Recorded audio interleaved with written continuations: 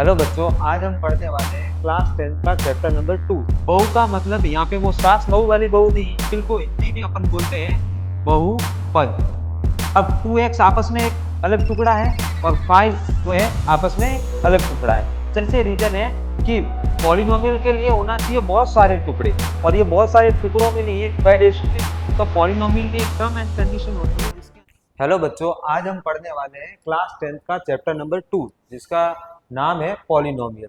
तो आज अपन पॉलिनोमियल के बारे में जानेंगे और पॉलिनोमियल को हम समझेंगे कंसेप्ट वाइज, क्योंकि कंसेप्ट अपना क्या है, पावर है। तो इसके लिए पॉलिनोमियल की पूरी डिटेलिंग आपको मैं कंसेप्ट के साथ दूंगा।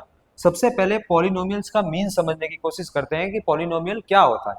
तो पॉलिनोमियल को हिंदी में अपन बोलते हैं बहुपद। अब पॉलिनोमियल बहुपद से कैसे कनेक्ट है मैं वो बताता हूँ। बहू का मतलब यहाँ पे वो सास बहू वाली बहू नहीं है, यहाँ पे बहू का मतलब है हिंदी में बहुवचन। अब बहुवचन का मतलब होता है बहुत सारे, बहुत सारे, और पद का मतलब होता है टुकड़ा। अगर इन दोनों वर्ड को मैं साथ में जोड़ने जाऊं तो बहुपद का मतलब होता है बहुत सारे टुकड़े, यानी मैनी मोर क्या हो जाएंगे आपके टर्म्स। अब बहुत सारे टुकड़े का मतलब होता है जैसे 2x प्लस 5। एक एग्जांपल लेते हैं अपन, 2x प्लस 5। अब 2x आपस में एक अलग टुकड़ा है और 5 जो है आपस में एक अलग टुकड़ा है। जब इन दोनों को मिलाते हैं तो 2x को देखते हैं तो 2x एक अलग टुकड़ा दिख रहा है, 5 आपको एक अलग टुकड़ा दिख रहा है। तो ये दोनों मिलके क्या बन रहे हैं अपने बहुवचन, यानी ये बन के मिलके बन रहे हैं पॉलिनोमियल। ठीक है। अब जैसे 2x माइनस 3, तो इसके अंदर भी क्या है, सेम आपको दो टर्म्स दिख रहे हैं, तो ये भी किसके अंदर आएगा, पॉलिनोमियल के अंदर आएगा।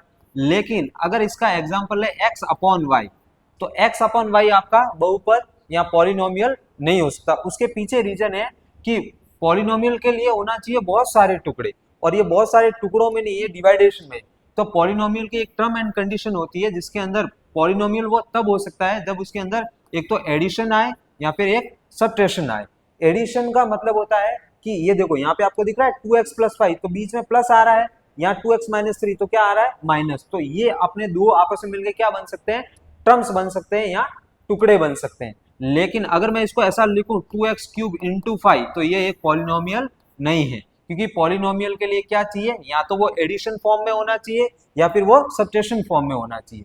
तो आपको इतना पता चला कि पॉलिनोमियल क्या होता है। पॉलिनोमियल होने के लिए आपको चाहिए टुकड़े, और वो टुकड़े किसी की फॉर्म में हो सकते हैं, 2x प्लस 5, 2x माइनस 3। लेकिन कंडीशन ये होनी चाहिए कि वो क्या होना चाहिए, या तो पॉजिटिव होना चाहिए या फिर नेगेटिव होना चाहिए। चलो एक और एग्जांपल लेते हैं अपन। यहाँ पे एक एग्जांपल लेंगे, अभी आपको और एक्सप्लेनेशन हो जाएगा अच्छे से।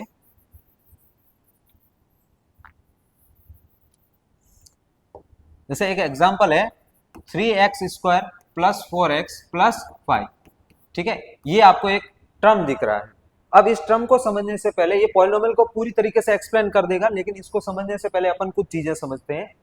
देखो, जैसे फैमिली के अंदर, जैसे आप लोग हो, आप क्लास 10th में हो तो आपके बहुत सारे फ्रेंड होंगे। तो फ्रेंड दो टाइप के होते हैं। एक फ्रेंड वो होता है जो बचपन से अपने साथ रहा होता है, हर मुसीबत में अपने साथ रहता है और वो कभी लाइफ में चेंज नहीं होता। ऐसे के ऐसे पॉलिनोमियल्स के अंदर भी कुछ फ्रेंड ऐसे होते हैं जो कभी नहीं बदलते, जैसे 3, 4 और 5।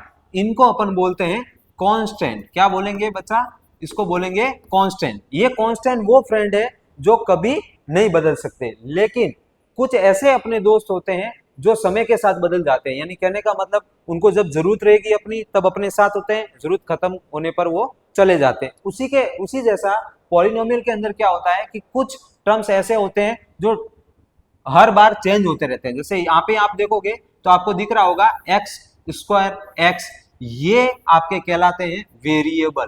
क्या कहलाएंगे बच्चा, वेरिएबल्स। ये वेरिएबल्स क्या होंगे, जो सिचुएशन के अकॉर्डिंग क्या होते जाएंगे, चेंज होते जाएंगे।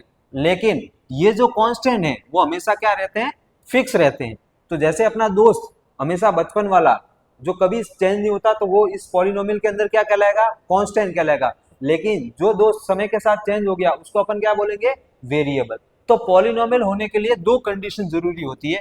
पहली होती है उसके अंदर कांस्टेंट टर्म होना चाहिए, दूसरा उसके अंदर वेरिएबल होना चाहिए। तीसरी चीज जो आपकी होती है वो होती है नॉन नेगेटिव। नॉन नेगेटिव का मतलब होता है कि उसकी जो एक्सपोनेंट यानी ये जो दिख रहा है आपको पावर, ये पावर कभी भी नेगेटिव नहीं होनी चाहिए। जैसे 3x² -2 हो जाता, प्लस 4x -1 हो जाता, प्लस 5, तो ये आपका पॉलिनोमियल नहीं हो सकता। क्यों? क्योंकि इसकी जो डिग्री है वो क्या है, नेगेटिव है। इसलिए पॉलिनोमियल होने के लिए 3 कंडीशन जरूरी होती है, कांस्टेंट, वेरिएबल और नॉन नेगेटिव। ठीक है, तो आपको होप समझ में आया होगा कि पॉलिनोमियल क्या होता है। मैंने एक एग्जांपल फ्रेंड वाला भी आपको दे दिया। अब पॉलिनोमियल आपका कंसेप्ट क्लियर है कि पॉलिनोमियल होने के लिए क्या चाहिए, कॉन्सोनेंट टर्म चाहिए। सबसे पहले तो टर्म चाहिए, जो ये दिख रहे हैं ना आपको 3x² 4x + 5, ये क्या है, आपके टर्म्स है। और उसी टर्म्स के अंदर एक कांस्टेंट होना चाहिए, दूसरा वेरिएबल होना चाहिए और तीसरी कंडीशन आपकी होनी चाहिए नॉन नेगेटिव होनी चाहिए।